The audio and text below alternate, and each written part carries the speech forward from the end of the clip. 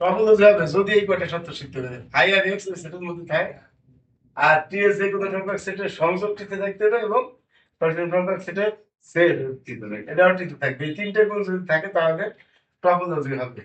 যেমন এই যে এক্স সেটটা এবিসি, তার উপসেটটা আটটা হবে, আটটা হবে না? এই আটটার ভিতর থেকে এখানে যেমন দুইটা দিছি, এই তিনটা দিছি, এখানে যেমন চারটা দিছি, আরো নেওয়া যাবে, এগুলো সব এটা বলছি।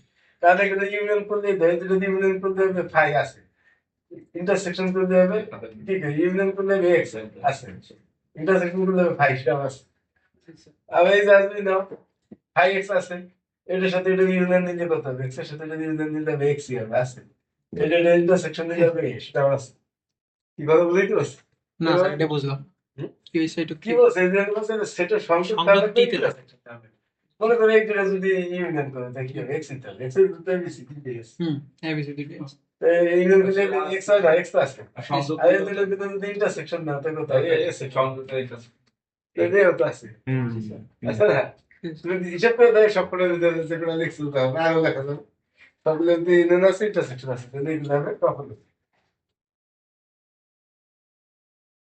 আচ্ছা আমরা এবার থিওরেমে যাই, ওখানে কিন্তু প্রথমে একটা